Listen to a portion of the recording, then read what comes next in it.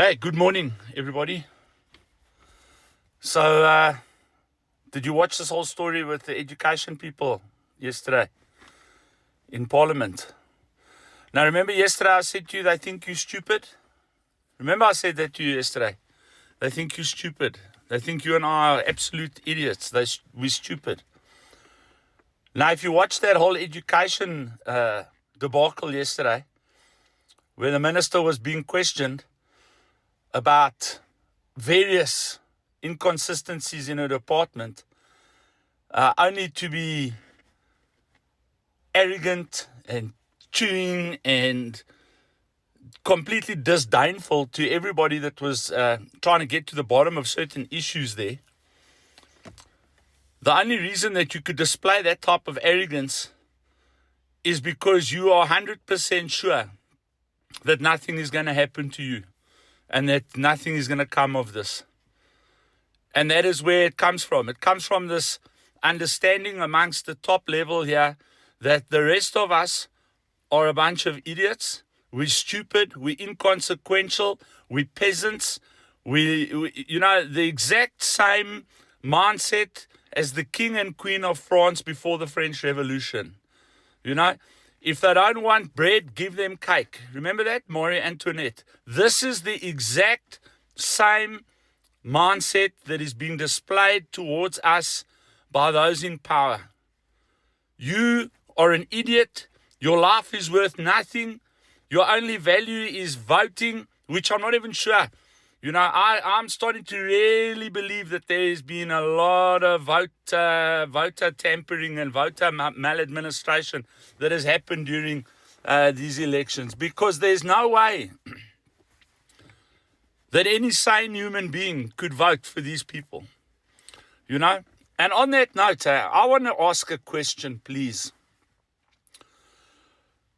Why do you think nothing is happening with this Zondo Commission and corruption and fraud? Why do you think Cyril Ramaphosa is not taking on Julius Malema for this hateful, insightful speech when, by the way, last week we had another 2 farm attacks? Another 2. Those farm attacks that aren't happening, we had another 2. And why not? There's only a couple of reasons for this. One, they've got something on you. Now, I was involved in the crime world for a long time. And I can tell you that plays a major role in the reasons why people don't talk to the police. Because if you talk to the police and the police arrest the person you're talking about, that person is going to talk about you and you are also going to be arrested. So that's one. He's in the pocket. He's part of it. Number 2, he's in fear for his life. He's been threatened. And number 3, the most valuable one, I think, is that he's got too much to lose. There's no way that you as the president of this country can see what's going on in these committees and see what's going on at street level and see what's going on in the cities and see what's going on and claim that you are unaware of what is going on, Which brings me to my next point, The deputy minister is driving in his car and something hits his windscreen and it's assassination attempt.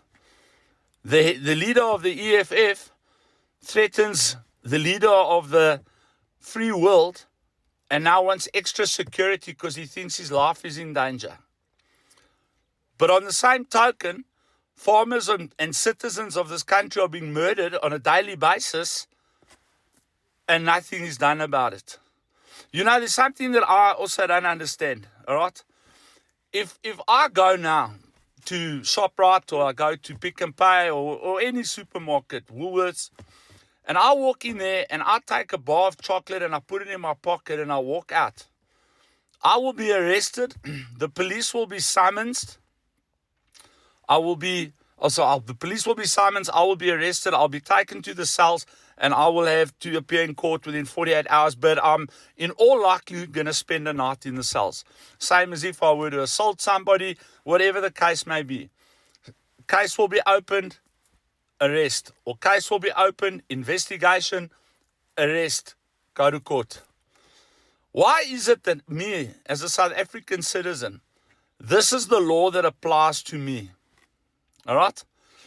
But another South African citizen, who me and the rest of the country have put into power, when there is absolute, unequivocal proof that these people have stolen from us, they don't even lose their jobs. Some of them even get promoted. Please explain this to me, somebody. All right. Please explain to me how the minute you get involved in politics and you become a politician and you steal, the laws don't apply to you. The laws of the country don't apply to you anymore. How is this possible?